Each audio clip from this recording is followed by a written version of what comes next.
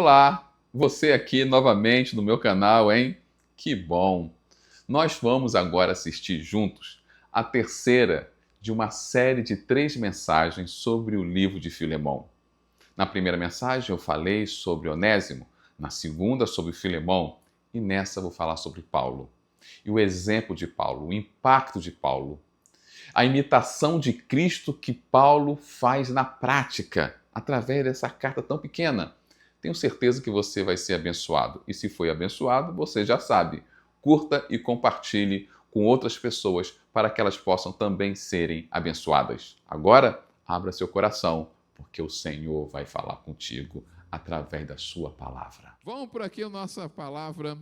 Vamos terminar a nossa série sobre o livro de Filemão. Você que já esteve aqui na primeira, nós falamos de Onésimo, falamos de Filemão. Hoje nós vamos destacar Paulo, que é o homem que escreveu o livro. Essa carta para Filemão. Você lembra, você que esteve conosco, você não esteve, não tem problema. Eu gostaria de ter visto outras partes da série. É só você ir no aplicativo e na parte mensagens, que já está lá só a pregação. Só a pregação está ali. Você também pode ir para o meu canal, que tem só a pregação no meu canal. Ou você quer assistir o culto todo no canal da nossa igreja. Então é fácil agora, depois da tecnologia, é fácil você ver. Mas você que esteve, ou você não esteve, esse livro de Filemão era um homem do qual, eu acredito que você até decorou, ele era ali, a igreja de Colossenses se reunia na casa dele. E ele tinha um escravo chamado Onésimo. E aquele escravo Onésimo fugiu e roubou Filemão. Fugiu de Colossenses, mas por algum motivo que a Bíblia não diz, foi preso em Roma. E quando ele foi preso em Roma, ele foi jogado na cela que estava Paulo. E quem era Paulo? O homem que fundou a igreja de Colossenses, que conhecia Filemão. E ali ele não tinha o que fazer a não ser ouvir Paulo pregando o evangelho para ele. Paulo pregou o evangelho para ele, ele se converte, e aí Paulo diz para ele, agora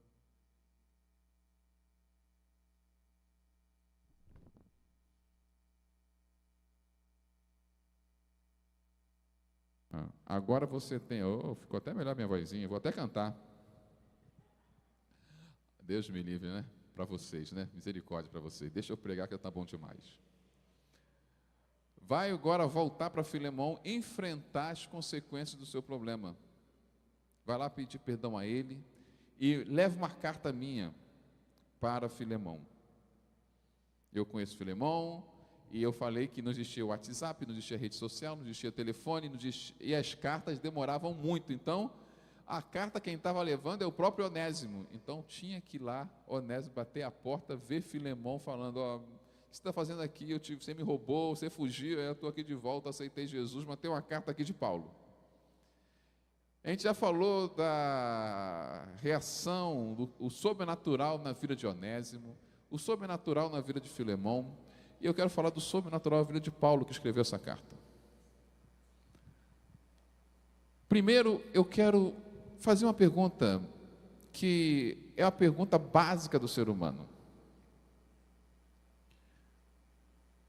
Como você é feliz?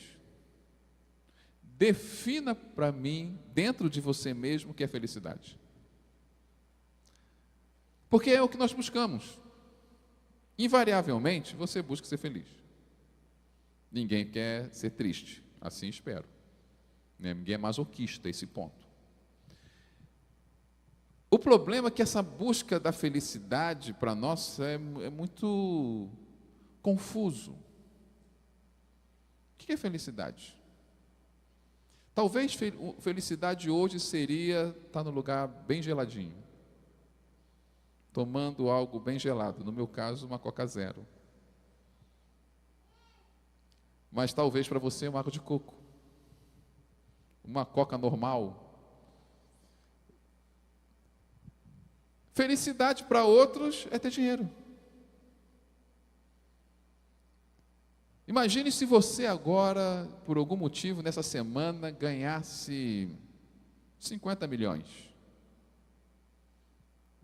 Eu acho que você ia ficar feliz. Mas eu não sei se isso seria felicidade.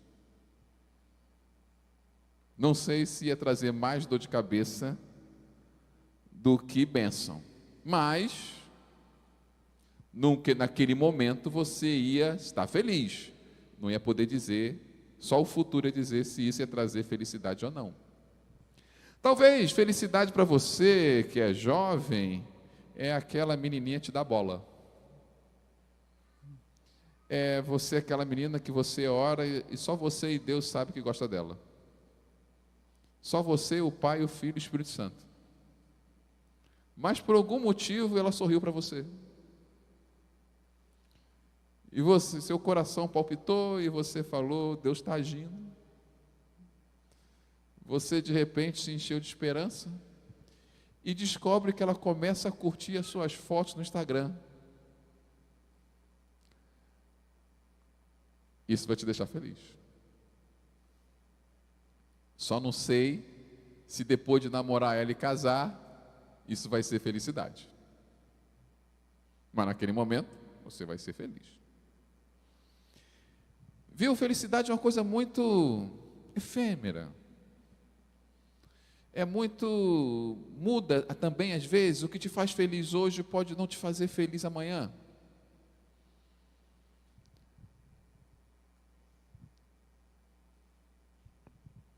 Paulo vai mostrar um conceito mais bíblico, mais consistente de felicidade.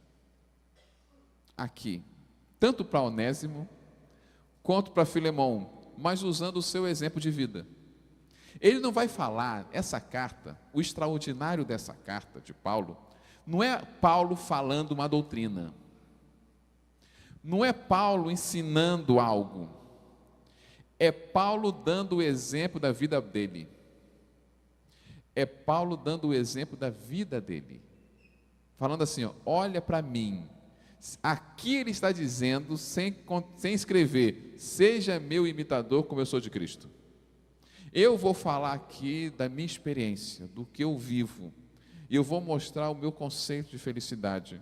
E eu quero que vocês vejam esse conceito de felicidade, que é o conceito de Cristo de felicidade, para vocês entenderem bem. Ele vai falar do exemplo dele, tanto para Onésimo quanto para Filemão. Preste atenção nesse verso, o verso 18, que diz o seguinte: E, Paulo escrevendo para Filemão, se ele é Onésimo, causou algum dano a você, ele sabia que tinha causado? Ou lhe deve alguma coisa, ele sabia também que devia, por isso que ele está dizendo isso. Ponha tudo aonde? Na minha conta. Ponha tudo na minha conta. Olha o que ele diz. Ele está escrevendo para Filemão, eu sei que ele te roubou, se ele te deve alguma coisa, se é grande, se é pequeno, põe tudo na minha conta. Lembra, você que esteve aqui nos outros domingos, que a escravidão naquela época não era racial. As pessoas não eram escravo, servo do outro por causa de cor de pele, como aconteceu no Brasil. As pessoas eram escravos porque deviam dinheiro a outro. E trabalhar para aquela pessoa para pagar aquela dívida. E é óbvio que ele, além de dever por isso ser escravo, ainda por cima ele tinha roubado alguma coisa que aumentou a sua dívida. E aí vem Paulo e diz, se ele te deve alguma coisa, põe na minha conta. E aí você diz, o que isso tem a ver com felicidade? Pagar a dívida dos outros. Mas eu vou chegar lá. Primeiro que a felicidade está sempre em Cristo. A verdadeira felicidade está sempre em Cristo. E eu quero destacar isso para você.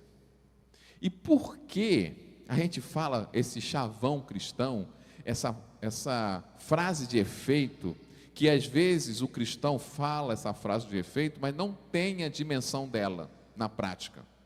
Por que a felicidade está em Cristo? E olha o que eu coloquei em amarelo em. Não está em acreditar em Cristo. A felicidade não está em acreditar em Cristo. Não, você, eu acredito em Jesus, por isso vou ser feliz. Não, isso não vai te ajudar muito. Eu quero te falar que o nosso país, mais de 90% das pessoas acreditam em Jesus. Cada um do seu jeito, mas mais de 90%. É um dos países que menos tem ateu no mundo, mesmo que tenha aumentado o número de ateu. O número de ateu no Brasil aumentou muito nos últimos anos. Mesmo assim, é muito pequeno em relação das pessoas que acreditam em Deus. É claro que cada um acredita do seu jeito, da sua forma. Cristo é diferente para cada um. Mas não é esse crer que vai fazer você feliz. A felicidade está quando nós estamos em Cristo. Estamos com Ele, dentro dEle, envolvido com Ele, com os conceitos dEle. Porque nós, evangélicos, temos um problema sério. Nós abraçamos a fé, mas não mergulhamos em Cristo. Por isso a nossa mentalidade não é de um verdadeiro cristão. A nossa mentalidade ainda está muito influenciado com a nossa cultura. E como é que é a nossa cultura? A cultura brasileira é uma cultura mística, a cultura de levar vantagem. Vou dar um exemplo para você aqui que aconteceu final do ano passado, num lugar chamado Suíça. Um dia você vai lá e eu também, dá um glória a Deus aí. O sonho da minha esposa é para a Suíça. E lá é fresco. Eu não sei nada da Suíça, mas sei que lá é fresco. Mas lá é o país mais protestante, mais evangélico do mundo. Você sabia disso? Não é pela porcentagem de pessoas, que já é grande, mas os cristãos lá, na sua maioria, são cristãos genuínos, com a cultura de Cristo. Por isso é considerado o país mais protestante do mundo. E ano passado aconteceu uma coisa que no Brasil nunca vai acontecer, irmão. Um superávit das contas públicas. O país é muito pequeno e teve dinheiro demais o governo. Tanto dinheiro, mas como o hospital estava bem, tinha escola para todo mundo, hospital para todo mundo, todas as ruas estão asfaltadas. E lá o pessoal não paga nem escola, nem plano de saúde, que nem a gente. Não tinha nenhuma melhoria significativa para fazer no país. Está tudo perfeito o país. E tinha sobrado mais de não sei quantos trilhões de dólares. Não, desculpa, de euros. A mais do que ele já precisava em caixa. E aí eles fizeram uma coisa, olha, o que a gente vai fazer? Para que guardar não sei quantos trilhões a mais de euro? Vamos fazer um plebiscito no país. E vamos perguntar a eles se eles não querem que a gente dê 100 mil euros para cada habitante que é suíço. 100 mil euros para cada habitante que é suíço. Ou está há muitos anos e conseguiu a cidadania suíça. 100 mil euros. Vai ver quanto está o euro.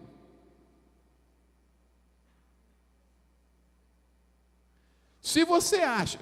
Vou fazer uma pergunta aqui. Vamos fazer uma votação só com os crentes. Faz de conta que é o Brasil. Vai fazer uma votação dessa, só e os crentes, tá? Só crente pode votar. E a pergunta da votação foi o seguinte: devemos distribuir 100 mil euros para cada suíço ou guardar por alguma emergência mundial? Se fosse no Brasil, só com os evangélicos votando, o que ganharia? O que ganharia? Hã? Guardar para uma eventual emergência ou dar 100 mil para cada um? Precisa nem de campanha. que você acha que ganhou na Suíça? Guardar. De lavada. Talvez você vai dizer, mas que eles são ricos. É que lá não tem pobre. Lá não tem isso. Realmente, não tem tanto pobre quanto aqui. Mesmo assim, era 100 mil euros. Eles preferiram guardar. Por quê? Porque eles falaram o seguinte: não há nenhuma crise para a nossa geração, mas a geração futura, do jeito que o mundo está indo, vai certamente precisar. Porque eles foram altruístas. Porque eles não pensaram em si. E nós, evangélicos, somos cristãos, se fizer uma votação dessa, a gente não ia pensar em ninguém, só ia pensar em nós mesmos. Não estou falando nem se. E talvez na tua cabeça está assim, até tu, pastor, ia votar também. E é, talvez.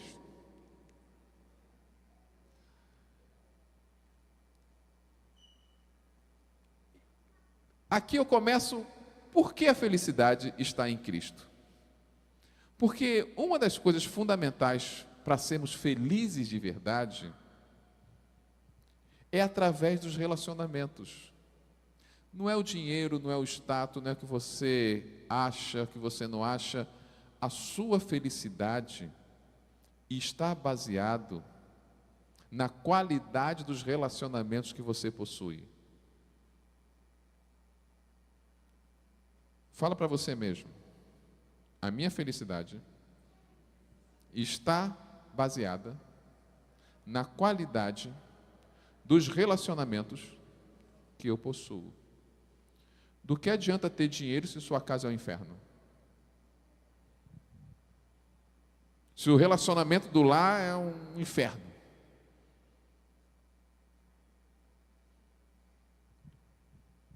Do que adianta se você não tem relacionamentos saudáveis? A felicidade está, primeiro, que eu tenho um relacionamento saudável com Deus, para ter paz com Deus. Eu tenho que ter um relacionamento saudável comigo mesmo, para ter paz comigo.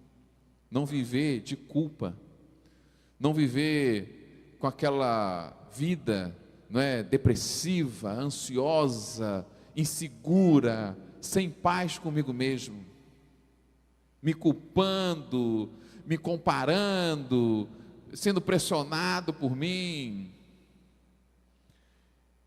E eu preciso ter paz com as pessoas, mesmo que elas não tenham paz comigo, mas eu preciso ter paz com as pessoas, para ter paz.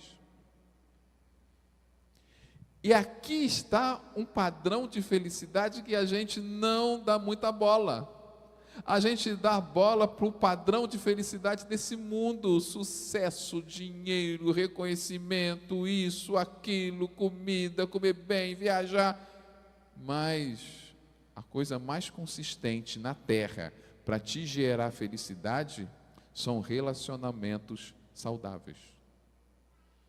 Se você é pobre, mas na sua casa os relacionamentos são saudáveis, você, seu esposo, seu marido, seus filhos, o cachorrinho, está todo mundo lá, rapaz, você tem mais paz do que o cara que é rico, milionário, e a casa dele é um pega para capar. Fora que quantas pessoas não têm paz consigo mesmo, e quantos não conseguem ter relacionamento nenhum, não consegue citar amigo, não tem ninguém que ele é capaz de desabafar.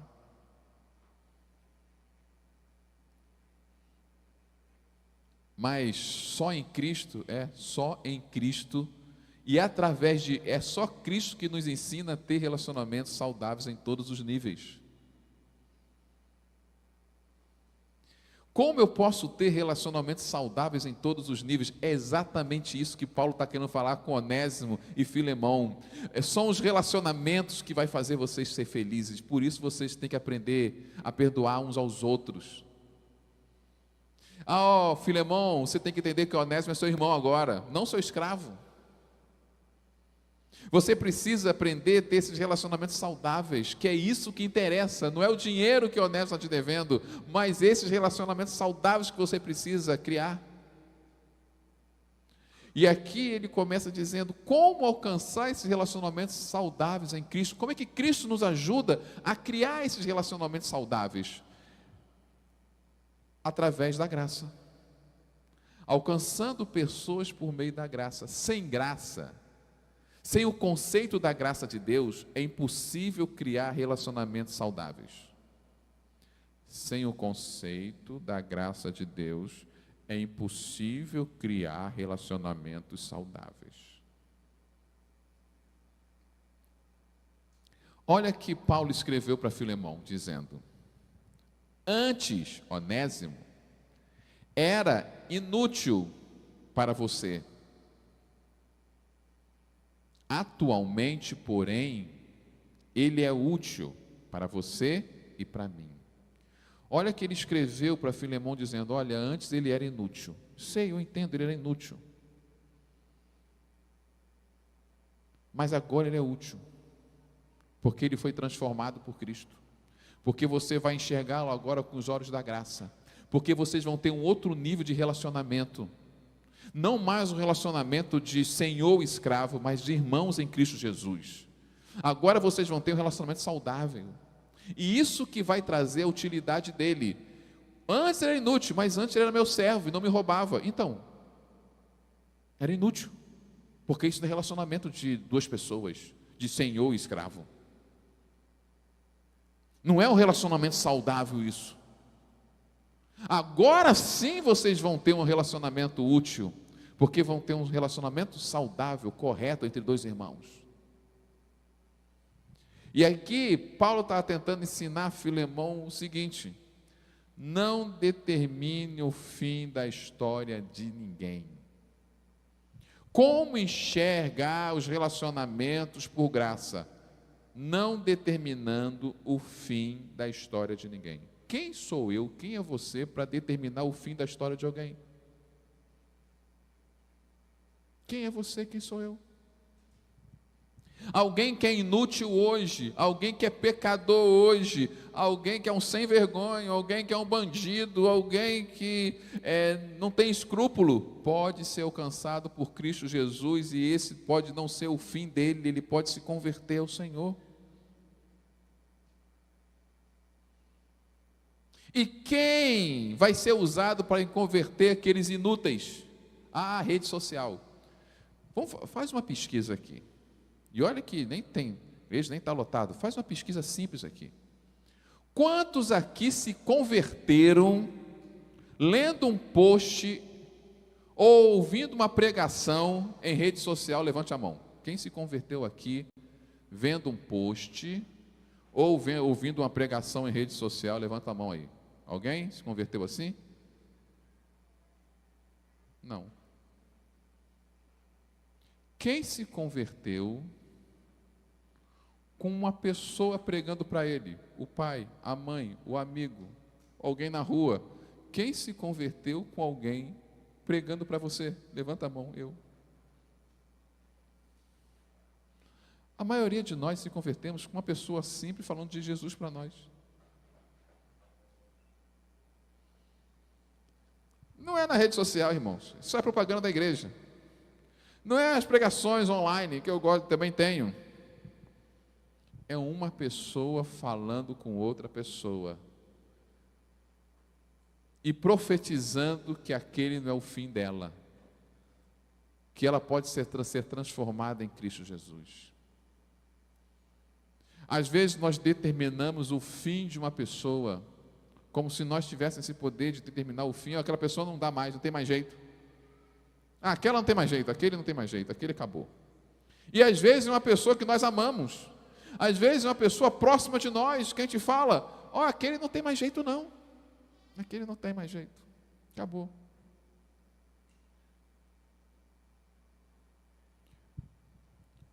O pastor de uma das igrejas que mais cresce no Brasil, que tem um nome esquisito, chamado Onda Dura, é um nome esquisito.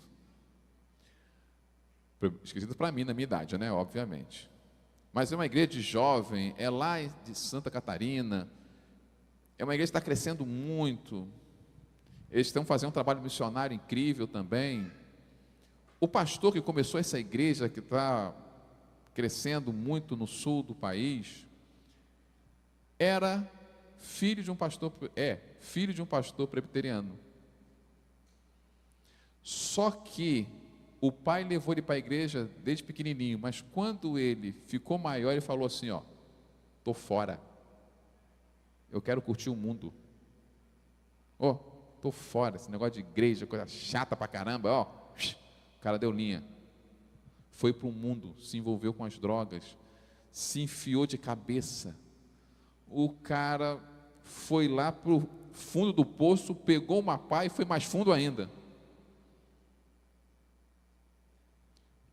Mas o pai dele nunca desistiu de orar para ele. Ainda não é o fim do meu filho. Ainda não é o fim do meu filho. Ainda não é o fim do meu filho. E um dia, aquele jovem, saindo de uma ressaca, ele entrou no quarto dele e viu o diabo. Ele viu literalmente, diz ele no testemunho dele, que ele viu literalmente o diabo. Quando ele viu o diabo, ele ficou assim, eu ainda estou doidão. Mas quando ele viu, ele ficou paralisado. Ele não conseguiu se mexer. Não conseguiu gritar, não saiu a voz da boca dele.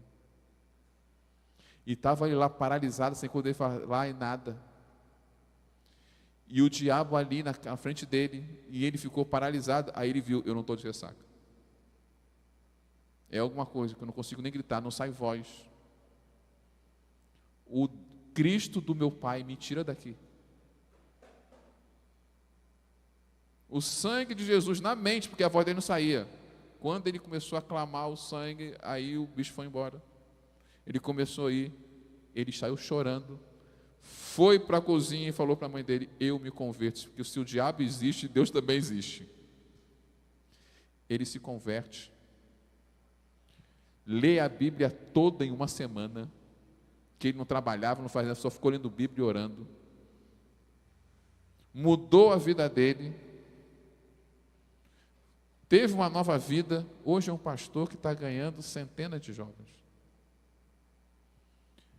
Não estou dizendo que você vai ser o pastor que vai ganhar, não, estou dizendo que ninguém pode definir o fim de ninguém.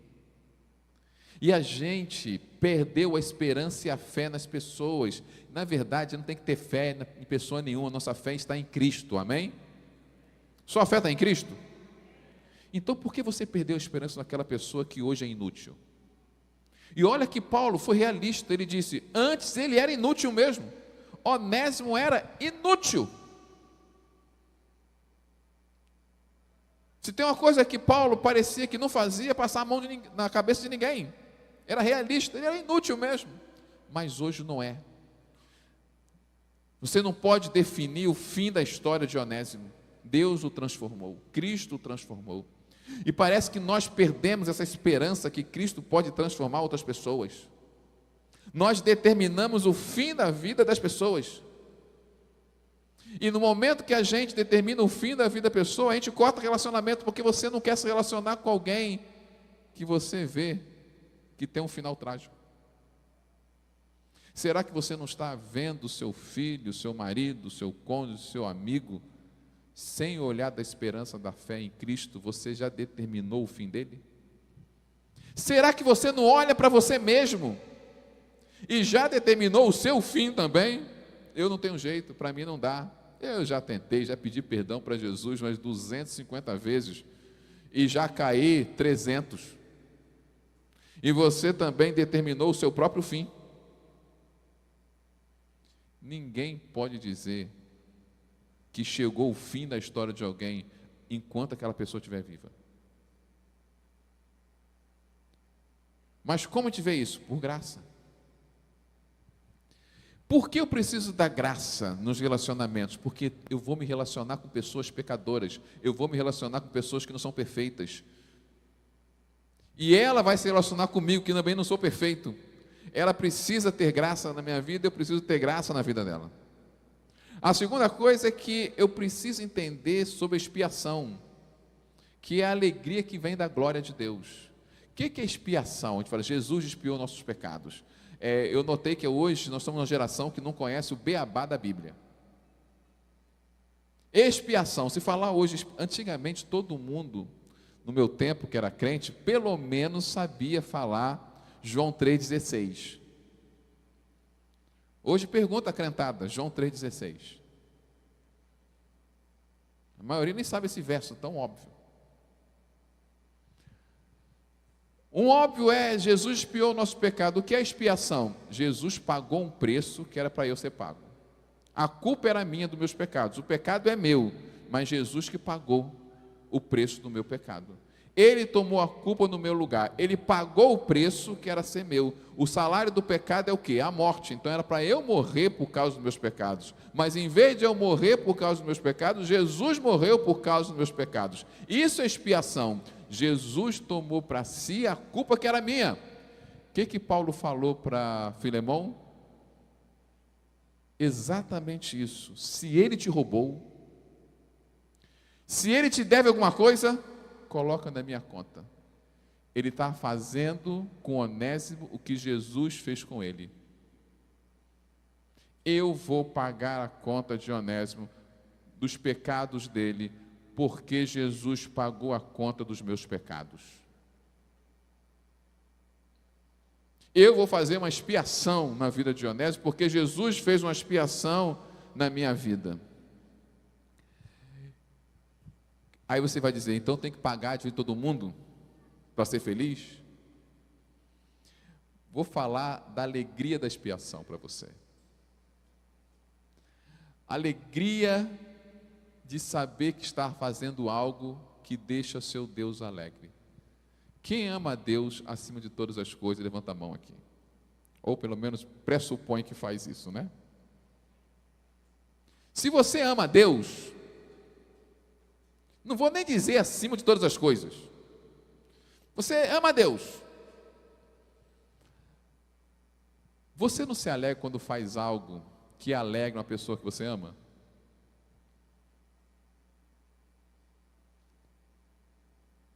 Não é uma alegria diferente fazer algo para alguém que você ama? Para quem não conhece, vou apresentar você, né? Lógico, no online isso vai ficar esquisito. Mas está aqui o pastor Sandro. Levanta aí, pastor Sandro, para quem não conhece o pastor Sandro aqui. Ó. Olha lá, pessoal, que cara bonito aí, ó.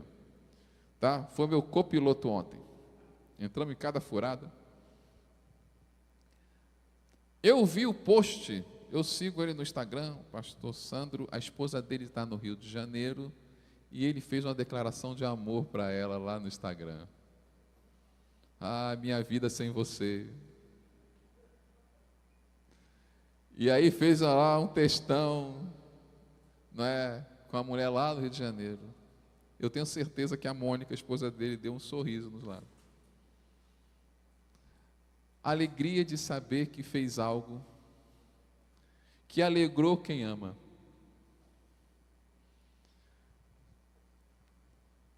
Eu gosto de ver filmes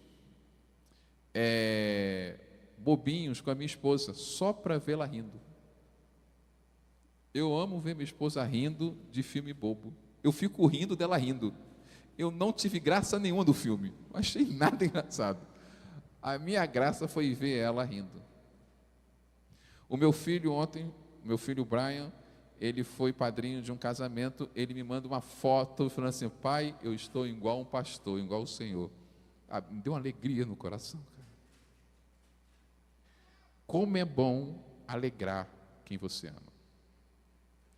Como é bom dar uma lembrança, algo, e saber que você conseguiu tocar a pessoa que você ama. Se você ama Deus, e olha, eu nem vou dizer que você ama Deus acima de todas as coisas, mas se você simplesmente ama Deus, você se alegra em saber que alegrou o coração dele. Essa é a alegria da expiação. Eu fiz algo para alguém que ela não mereceu, porque o Senhor já fez algo que eu não mereci. E eu sei que isso alegra o seu coração.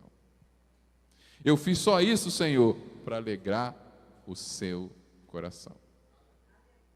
De saber que isso alegrou, e o Espírito Santo que habita em mim borbulhou dizendo: Deus se alegrou com a sua atitude. Qual foi a última vez que você sentiu isso do Espírito Santo dentro de você, dizendo: eu me alegrei com a sua atitude? Qual foi a última vez que você experimentou essa alegria da expiação, essa alegria de saber que você fez algo que alegrou o coração de quem você ama, que é Deus? Qual foi a última vez que você fez isso? Você nem lembra, né? E você diz que você o ama acima de todas as coisas.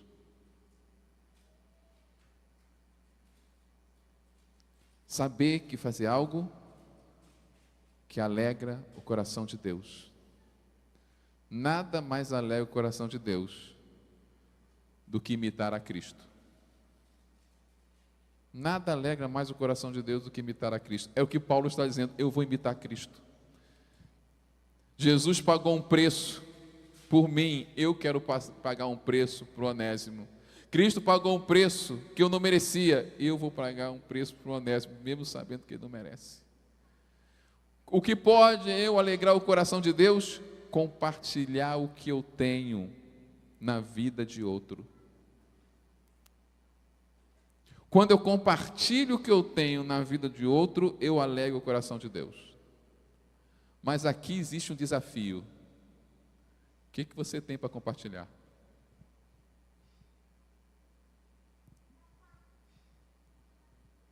As pessoas precisam experimentar uma paz de Cristo. Mas você precisa ter essa paz para conseguir compartilhar. As pessoas precisam de fé, irmãos, no meio do desespero. Mas será que você tem essa fé para compartilhar com os outros? As pessoas precisam de esperança. Estão sem esperança. E elas precisam de esperança. Você tem esperança para compartilhar com outros? As pessoas precisam de empatia, alguém que se importe com elas.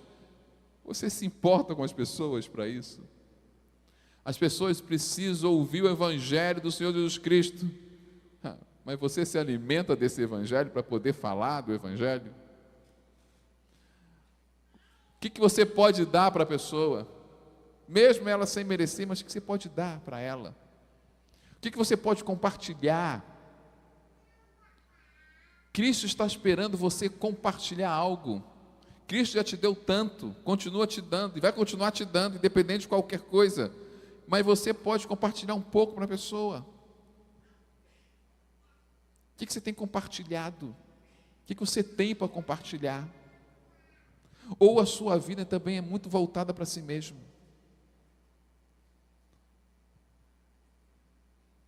Por que nós temos esse problema de compartilhar, de dar algo, de alegrar o coração de Deus?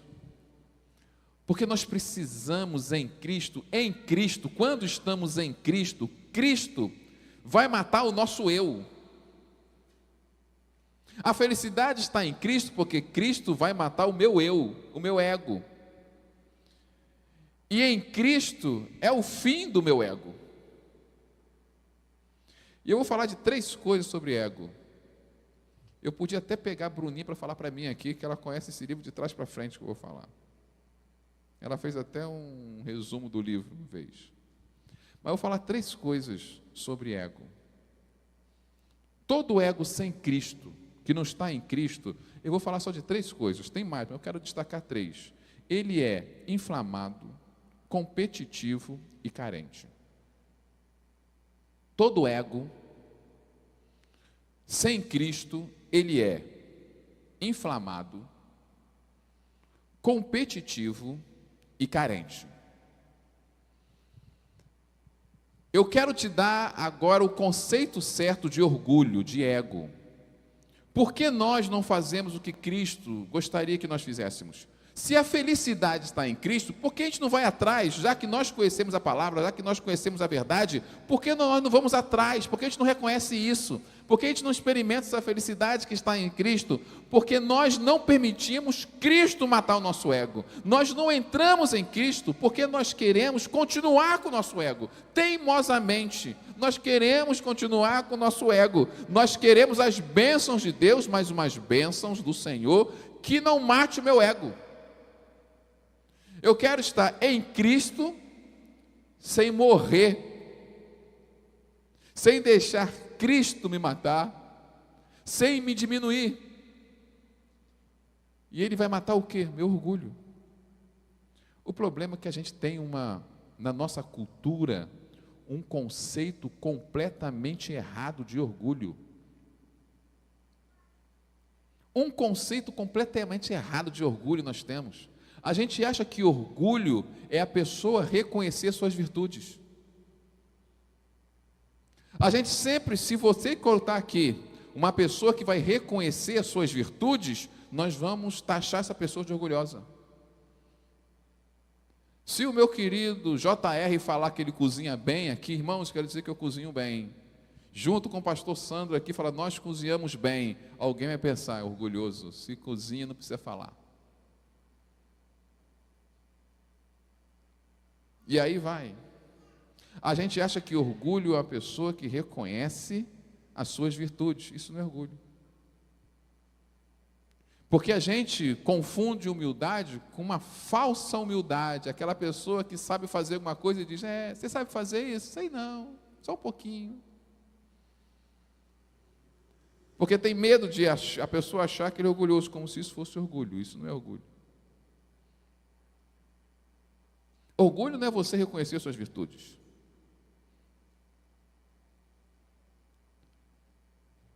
Orgulho é inflamado. Orgulho é quando você é inflamado, competitivo ou carente.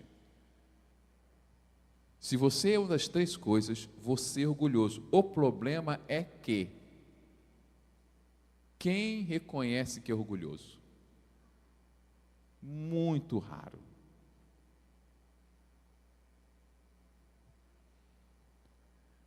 E eu vou explicar isso para você. Inflamado. Eu falei isso na convenção lá ontem, eu quero repetir aqui.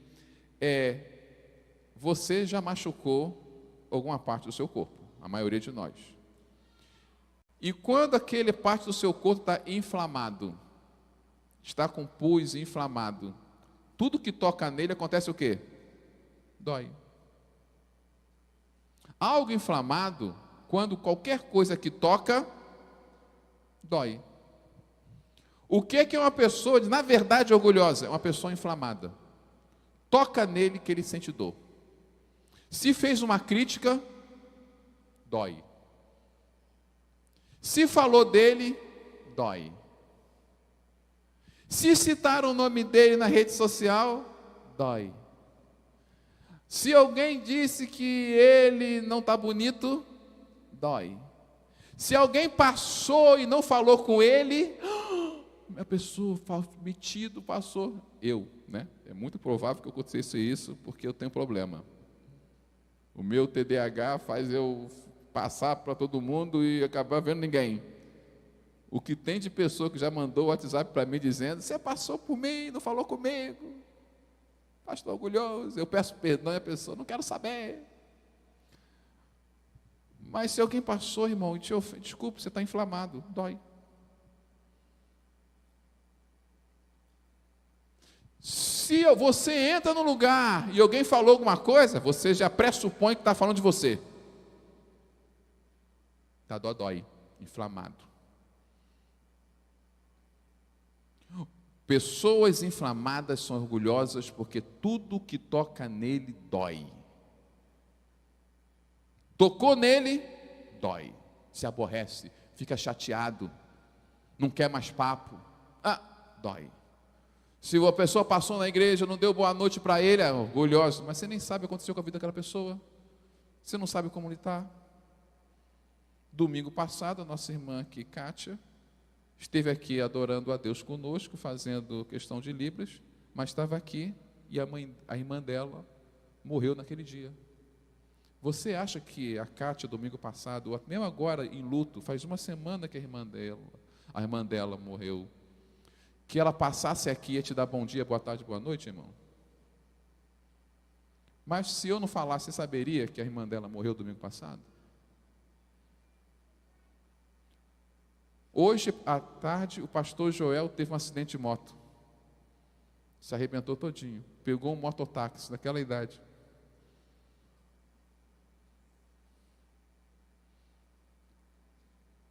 Bem, é óbvio que o pastor Joel, se você passar por ele todo arrebentado, não vai estar com aquele sorriso, simpatia dele. Você não sabe que a pessoa passou, irmão. Mas a gente é dodói. Mas passou e não falou nada. Inflamado. Você está inflamado.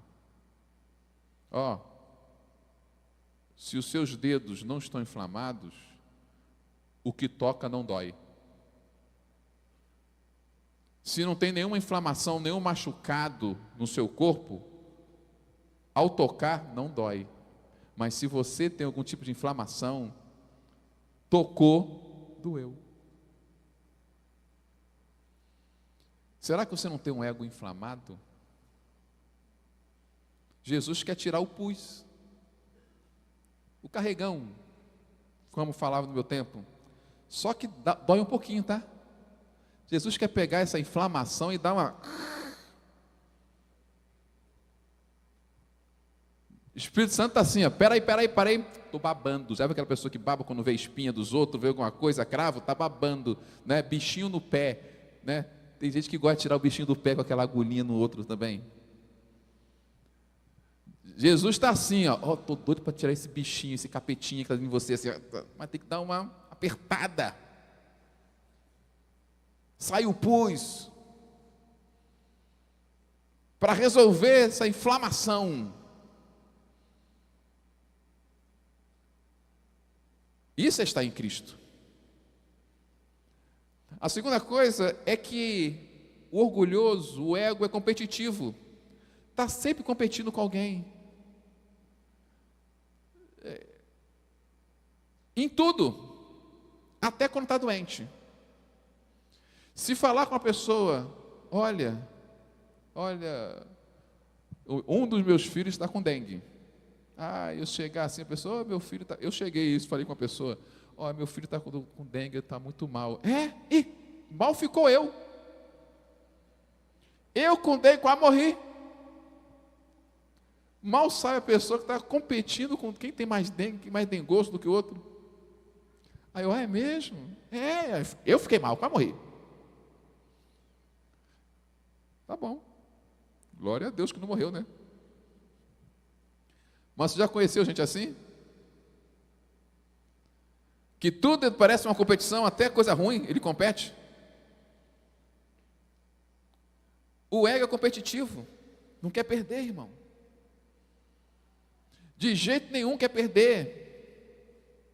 E nessa competição faz mal, porque a gente nunca vai ser o melhor em tudo. E nem precisamos ser, diga de passagem.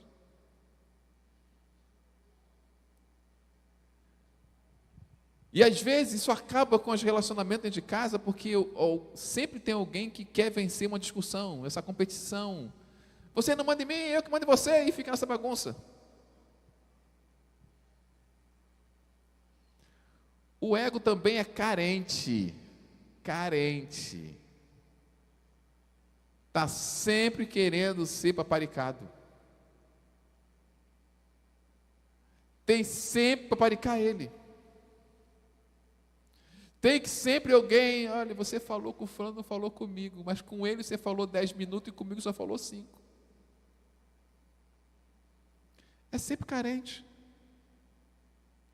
Mas, perceba, essa pessoa carente não consegue ver que isso é orgulho. Essa pessoa competitiva não consegue entender que isso é orgulho. E essa pessoa inflamada não consegue perceber que isso também é orgulho. E se perguntar a ele se ele é orgulhoso, ele vai dizer que não é. Porque ele não tem esse conceito de orgulho. E é por isso, Ele não deixa Cristo transformar o seu ego, desinflamar, tirar essa competição. Você está em Cristo, eu já te amo, eu te dou importância. Se o fulano não te dá, irmãos, tudo bem. Você não precisa ser carente. Se as pessoas não te dão valor, eu, Jesus, te dou valor, que eu morri por você, ressuscitei por você. Eu fui até o inferno por você. Eu venci o diabo por você. Eu venci o pecado por você. Eu te amo a ponto de morrer por você. E você está preocupado com fulano que nem liga para você? Para com essa carência, olha para mim. Ah, mas o fulano está falando isso de mim. Daí, o que importa é que eu falo de você, do que ele fala, não. Não interessa se ele é teu pai, sua mãe, seu pastor. Interessa o que eu penso de você. Eu supro suas carências.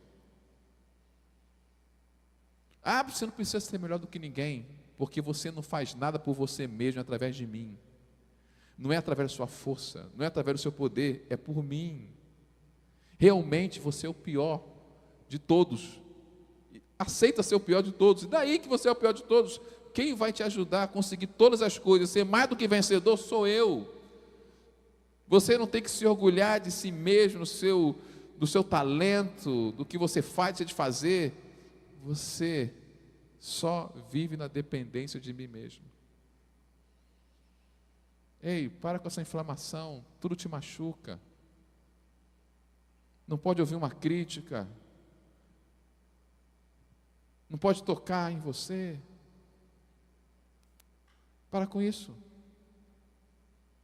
Isso atrapalha os relacionamentos. Esse ego competitivo, inflamado e carente atrapalha relacionamento, porque é difícil se relacionar com gente carente, irmão. Por mais que você dê, nunca vai estar satisfeito. Se relaciona com alguém inflamado, você toca num lugar que você nem sabia e a pessoa já se ofendeu. Mas ela pode falar, te ofender, você que não pode ofender ela, ou ele. Está sempre competindo contigo, para ver quem é melhor, quem é pior. Difícil se relacionar com gente assim. Mas como não ser assim? Só em Cristo, porque a tendência nossa é todos nós sermos assim. Eu ser assim, você ser assim. Não pensa no fulano, pastor, já pensou em alguém, né? Não, é nós, todo mundo sem Cristo somos assim, inflamados, carentes, competitivos. Todos nós sem Cristo. É Cristo que resolve essas carências, esses problemas emocionais da nossa vida. Por isso a felicidade está em Cristo. E é por isso que se incomoda, porque você está jogando a sua felicidade em alguém, numa pessoa, e tem gente que abandona Cristo por causa de alguém. Alguém criticou, alguém fez isso, me abandonei por causa de Cristo. Gostei de alguém, aí vai lá, se apaixonou com alguém, abandonou Cristo. Porque agora a ideologia de não sei das quantas falou isso, como se ideologia, governo, trouxesse felicidade para alguém, irmãos.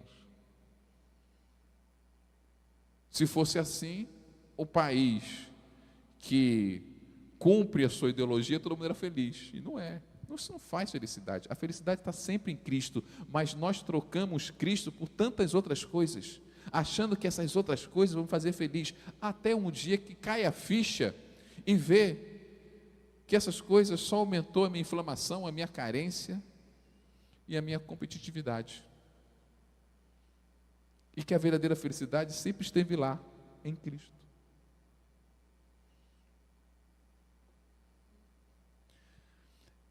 É isso que Paulo está falando ao Filemão. Filemão, você vai se ofender agora? Onésimo está pedindo perdão para você. Vai ficar inflamado? Vai ficar dodói? Aceita o perdão de Onésimo. Onésimo, volta lá e pede perdão para Filemão. Voltar lá, vai lá, vai ficar inflamado? Dodói? Agora assume as suas responsabilidades, as consequências do seu erro.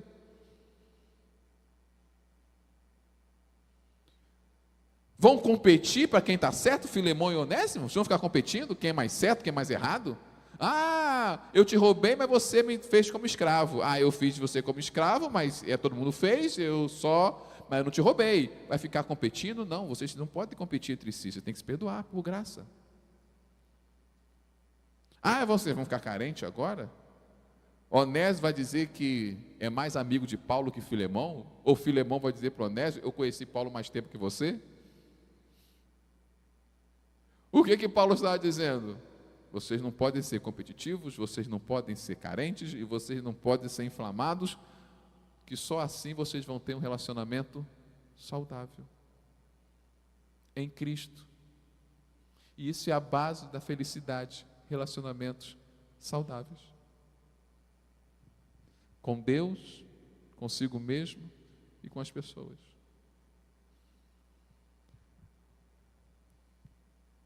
Paulo está dizendo que a verdadeira alegria é ser um imitador de Cristo. Deixa eu falar, como é bom imitar Cristo. É porque a gente olha essa coisa só a parte moralista, sabe? Achando que imitar Cristo é viver uma vida perfeita, e não é. Porque isso aí nós seríamos como Deus, e não somos. Mas a alegria, a felicidade está em imitar Cristo, porque você é livre desse jeito inflamado. Então, eu sou pastor que mora do lado de um bar. Quantas pessoas acham que eu sou ladrão ali? Que para muitos, todo pastor é ladrão. E eu tenho que reconhecer que tem pastor ladrão mesmo. E cada dia tem mais escândalo de pastores. E o pessoal do mundo não sabe diferenciar, acha que tudo é igual. Se eu fosse uma pessoa inflamada, eu nem passaria naquele lugar.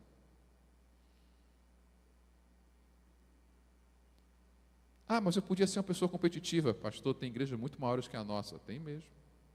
Mas vamos crescer e vamos ser a maior igreja. Bem, eu não estou aqui fazendo uma competição de quem tem a maior nem a menor igreja. Isso vai me trazer mal para mim, nem Deus quer que eu seja. Se um dia Deus querer que essa igreja seja grande, assim será.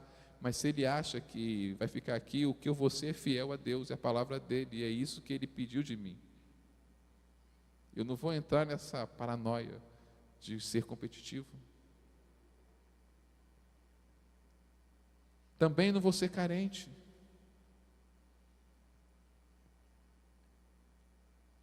Eu não preciso, olha, vamos honrar o pastor Severino, barará, barará. Irmão, honre a Deus que você está me honrando. Honre ao Senhor.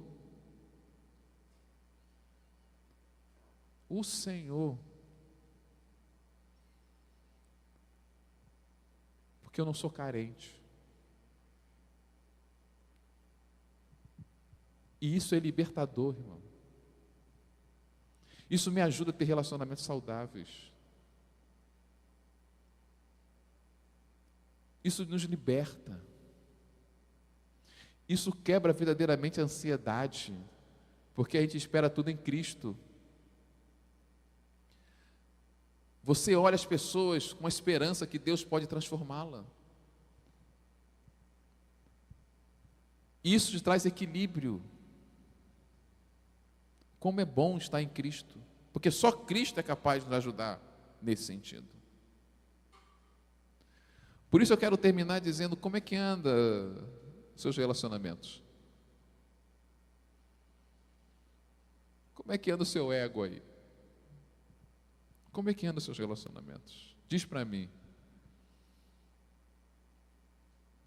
São os relacionamentos que vão ser um termômetro da verdadeira felicidade para você. Como é que andam os seus relacionamentos? Você está bem com você mesmo? Será que você não está se importando demais com o que as pessoas dizem?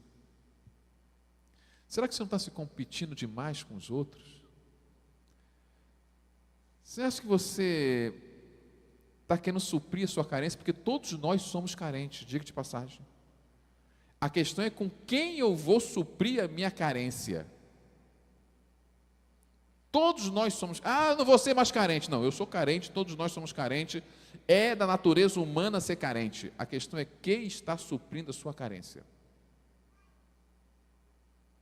Ah, quem está suprindo a minha carência é o meu cônjuge, meu namorado, a minha esposa. Bem, tu vai ver. Vai ter dia que ele não vai querer suprir a sua carência. Muito pelo contrário. Ah, quem supre minha carência é meu pastor. Isso está roubado.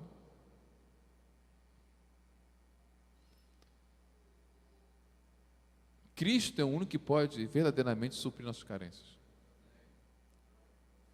Porque nós somos carentes. Mas quem pode suprir plenamente as nossas carências é Deus, é Cristo. Vamos ficar de pé.